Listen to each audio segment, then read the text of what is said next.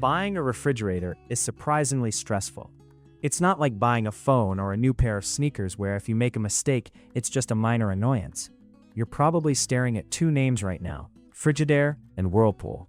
They are the titans of the American kitchen. They're everywhere. But here is the problem. On the surface, they look almost identical. Stainless steel finish? Check. French doors? Check. Ice dispenser? Check. So how do you actually choose? Is there a real difference under the hood, or are you just flipping a coin? Let's find out. Reliability and durability. If we look at the numbers, specifically service call rates from major appliance repair tracking, Whirlpool generally comes out ahead. It's not by a massive margin that makes Frigidaire look like junk, but the trend is consistent. Whirlpool refrigerators tend to require fewer service calls in the first few years of ownership. They are often described by technicians as the Toyota Camry of appliances. They aren't necessarily exciting, but they are built on platforms that have been refined over decades. They use simple, proven components. When you open up the back of a Whirlpool, you don't find a lot of experimental tech. You find compressors and fans that have been working the same way for a long time. That conservative engineering pays off in longevity. Frigidaire, on the other hand, has had a bit more of a roller coaster history. A decade ago, their reputation took a hit, mostly due to issues with ice makers and inconsistent cooling.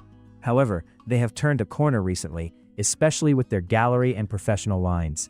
They have tightened up their quality control significantly, but, and this is a big but, they still tend to have a slightly higher rate of minor annoyances. We aren't talking catastrophic engine failures, but things like drawer tracks getting sticky, seals wearing out faster, or the ice maker jamming up. Price and value. Now let's talk money. This is where Frigidaire usually throws the hardest punch. If you are walking through a big box store, you will notice a pattern. For the exact same style of fridge, say a standard French door model with an external dispenser, the Frigidaire model is almost always cheaper. Frigidaire is aggressive on price. They want to be the entry point for people who want a kitchen that looks expensive but doesn't cost a fortune. They are masters of high perceived value. You look at a Frigidaire gallery fridge and it has chunky handles, bright LED lighting, and a sleek finish. It looks like it should cost $3,000, but it's often priced under $2,000. Whirlpool takes a different approach. They know they have the reputation for reliability, and they charge a premium for it. A comparable Whirlpool model will usually cost you a few $100s more than the Frigidaire version. Is it worth it? That depends on how you view value. If value to you means lowest upfront cost, Frigidaire wins. If value means lowest cost of ownership over 10 years, Whirlpool likely takes the crown because you might save money on that one service call you didn't have to make. Design and aesthetics. Let's move on to how these things actually look in your kitchen. Because let's face it, the fridge is the centerpiece. It's the biggest appliance you own.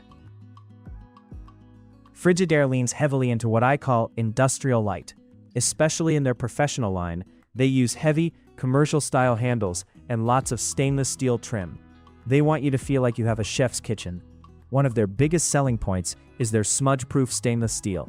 And let me tell you, this isn't just marketing speak. If you have kids with sticky fingers, or if you just hate constantly wiping down your appliances, Frigidaire's finish is a lifesaver. It has a slightly clearer coat that masks fingerprints incredibly well. The downside? It can sometimes look a little darker or less metallic than standard stainless steel, so it might not perfectly match other brands if you are mixing and matching. Whirlpool plays it safer. Their design language is very clean, modern, and unobtrusive. They don't usually go for the big, chunky industrial handles. They prefer streamlined, integrated handles or smooth curves. A Whirlpool fridge is designed to disappear into your cabinetry, not stand out and scream, "Look at me." Their stainless steel is standard. It looks great, very bright and reflective, but it holds onto fingerprints like a crime scene. You will be wiping it down. Interior features and storage. Here is where the rubber meets the road. You have to live out of this box every day. How easy is it to fit a pizza box? Where do the gallon jugs go? Whirlpool excels at practical, everyday usability. They have focused heavily on what they call pantry-inspired layouts. You'll see features like the infinity slide shelf, which lets you slide a section of the shelf back to fit tall items like wine bottles or 2-liter sodas without having to completely remove a shelf. They also love platter pockets, dedicated spots for flat items like brownie pans or pizza boxes. It sounds like a small detail until you have leftovers from a party and nowhere to shove a 16-inch pizza box. Whirlpool gets that. Their door bins are usually deep and sturdy. They prioritize maximizing every cubic inch of space. Frigidaire approaches storage differently. They have the space-wise organization system. Their claim to fame is adjustability. But Frigidaire has a secret weapon, the custom flex temp drawer on select models. This is that middle drawer between the fridge and freezer. Frigidaire allows this drawer to be a freezer or a fridge. You can switch it from -6 degrees to 45 degrees. Hosting a party and need space for beers? Make it a fridge. Stocking up on frozen meats? Turn it into a freezer. Whirlpool has middle drawers too, but they are often just for chilling drinks or deli meats. They rarely offer that full freeze conversion capability. Repair and maintenance. Nobody wants to think about their fridge breaking, but we have to. When, not if, something goes wrong, how painful is it to fix? This is a category where Whirlpool shines brightly because Whirlpool Corporation owns Maytag, KitchenAid, Amana, and Genair. Their parts ecosystem is massive. Every appliance technician in North America knows how to fix a Whirlpool. They likely have the part in their truck right now. The control boards are standard, the water valves are generic, and the compressors are common. This means shorter wait times for repairs and generally lower labor costs because the tech doesn't have to spend 3 hours reading a manual to figure out how to open the casing. Frigidaire is owned by Electrolux, a massive European company. They are also very easy to service, and parts are widely available at any supply house. You won't struggle to find a technician who works on them. However, there is a nuance here. Occasionally, Frigidaire parts, specifically electronic control boards and specialized ice maker components, can be more expensive than their Whirlpool counterparts.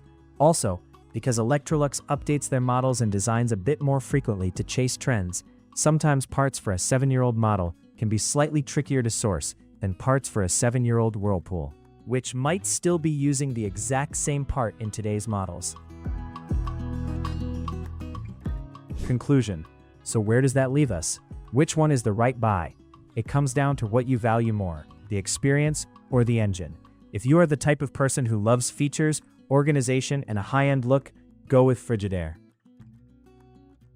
On the other hand, if you are the type of person who wants to buy an appliance and forget it exists, go with Whirlpool. Ultimately, both of these brands are safe bets. They are the workhorses of the American home. But if I had to spend my own money, I'd lean toward Whirlpool for the peace of mind. But if I were selling a house and wanted the kitchen to pop, I'd put in a Frigidaire every single time.